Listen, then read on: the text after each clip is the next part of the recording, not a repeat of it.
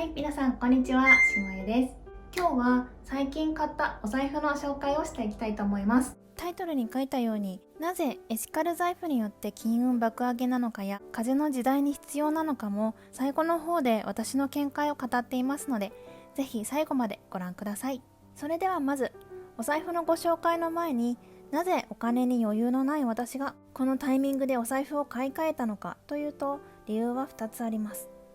一つは運気を変えたかったからです。お財布は言うまでもなく金運に関わってきます。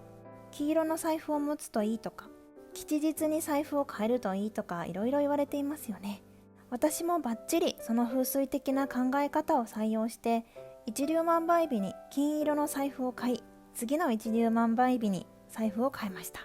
お金に余裕がないからこそ運気を変えてお金を呼び込もうというわけです。二つ目の理由は約束の10年が終わったからです。買い替える前の財布は20歳の時に父親に買ってもらった財布でした。このグッチの折りたたみの財布がそうなんですが、有名ブランドのものを持つのは初めてでした。有名ブランドにあまり興味がなかったものの、せっかく高いお金を使って買ってもらった以上は大切に使うと決めていました。その時、父にありがとう、10年は使うねと約束をしたのを覚えています。社会人になって一時期自分で買った別の財布を使っていた時期があったんですが、その期間を引いても約10年約束通りにしっかり使ったので、そろそろ買い替えようかなというふうに思い立ったというわけです。はい、親孝行アピールです。と言いつつ、正社員に戻るっていう約束は破ってるので罪滅ぼしですね。そんなこんなで買い替えを決意した私ですが、生活のすべてをサステナブルでエシカルなもので埋め尽くしたいと思っている以上、お財布も例外ではありません。そこでまずお財布を選ぶポイントを調べました。アニマルフリー、フェアトレード、サステナブル、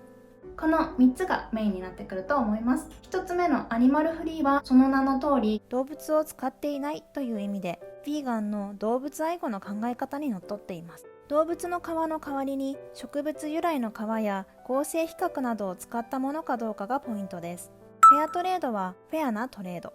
つまり安い賃金で働かされて搾取されがちな人たちを守る考え方です。チョコなどで聞いたことがある人も多いかもしれませんが、農家の方々だけでなくアパレル系の職人さんたちも安いお給料でこき使われたりしてしまうことが多いんです。それを防ぐためにしっかりとしたお給料を支払われて作られたものということです。サステナブルかどうかは先ほどのアニマルフリーと同じく動物の皮を使わないことが第一条件です。動物が大量に育てられることで起こっている環境破壊を食い止めることができるからです。他にも製造工程で見るポイントとしては、リサイクル素材を使っているかや原料の植物などの育てられ方、染料の環境負荷レベル、工場のエネルギー源などが挙げられます。そして財布を捨てたりリサイクルするときに環境負荷が少ないということも重要です。このように見るべきポイントはたくさんあるんですが、私が選んだ財布は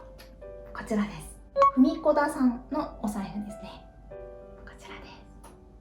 す。エシカルな財布の中でもなぜ私がこの財布にしたのかというと、デザイン性と耐久性と産地の3点が決め手です。まずとにかくデザインがいい、すごいラグジュアリーで高級感がありますよね。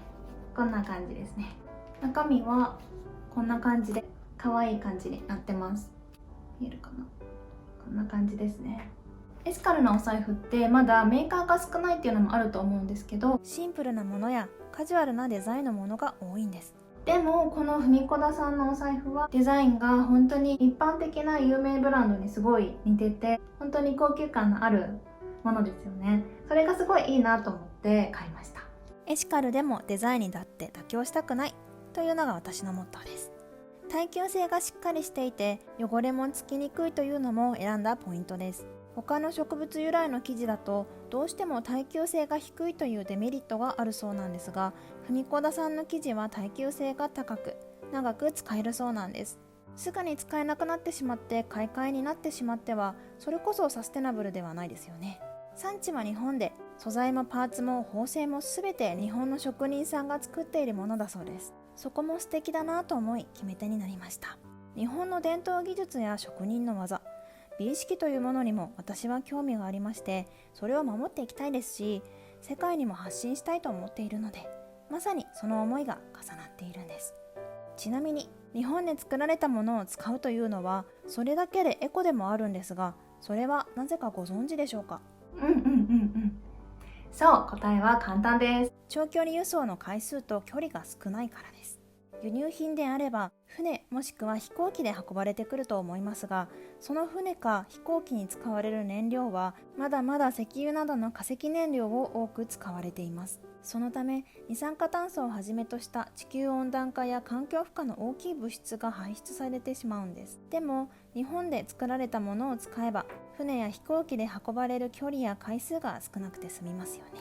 今の話から派生するんですが、文子田さんの生地の原料は石油だそうです。なので原料は輸入なんですね。全然エシカルじゃないじゃんと思うかもしれませんが、原料が石油でも燃やす時に二酸化炭素など環境負荷の大きい物質が出ないように設計された素材なんだそうです。なのでちゃんとエコです。でも原料が石油っていうところは正直惜しいなと思いますね。石油が運ばれるタンカーは環境負荷の大きいものですし、石油がなくなってしまえば作れなくなってしまうのでサステナブルでもないですよね。あと環境負荷の大きな原因になっている石油産業にお金を回してしまうという意味でも惜しいなと思います。ただ植物由来の生地のメーカーと話し合いをしたり、いろんな試行錯誤を重ねた末の現在の商品だそうなので、全てをエシカルにというのがそもそも世界的に見てもまだ現実的に難しいんだと思います。なのでそのエシカルに対する情熱とこれからのさらなる商品開発に期待させていただき購入させていただきました。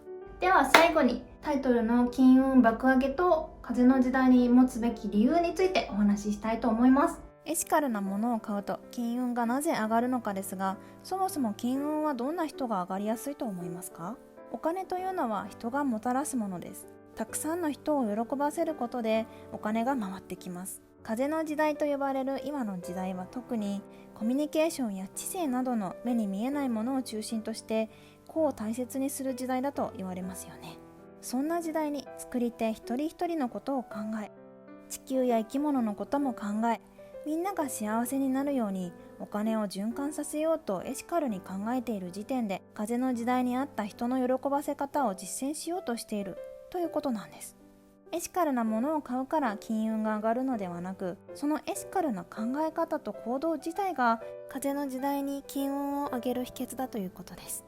そしてさらに量子力学的なお話をすると、人や動植物の感情は波動を発しています。その波動は周りのものや死骸の波動にも影響すると言われています。とするならば、エシカルな作られ方をしたものはポジティブな感情の波動に影響を受けているのは言うまでもありません。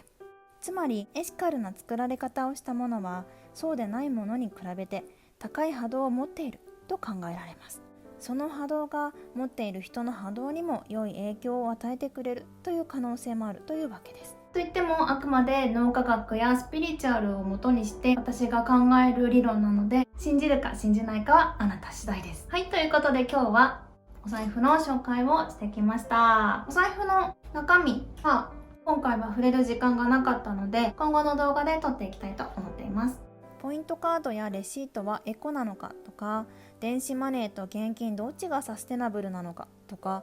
電子マネーや仮想通貨の今後とか、お金のいらない社会は存在しうるのかとか、結構奥が深い話が多くできそうだなと思っています。前回から始まったステータスウィンドウの更新をして終わっていきましょう。 SDGs レベルについては話題にしたらレベル1アップ、実践したらさらにレベル1アップ、そして一つの行動を継続的に実践し続けていたらさらにレベル1アップ、一つの行動の継続的な実践をやめたらレベル1下がるというルールで更新していきます。今日は作る責任、使う責任の12番を中心に、1番貧困、13番気候変動、15番陸の豊かさに派生したお話をして、3万円を使って実際に財布を買ったので、1番、12番、13番、15番がレベル2ずつアップです。よっしゃ。それではこの動画を見てくださりありがとうございました。この動画が良かった方はチャンネル登録と高評価よろしくお願いします。また次の動画でお会いしましょう。バイバイ。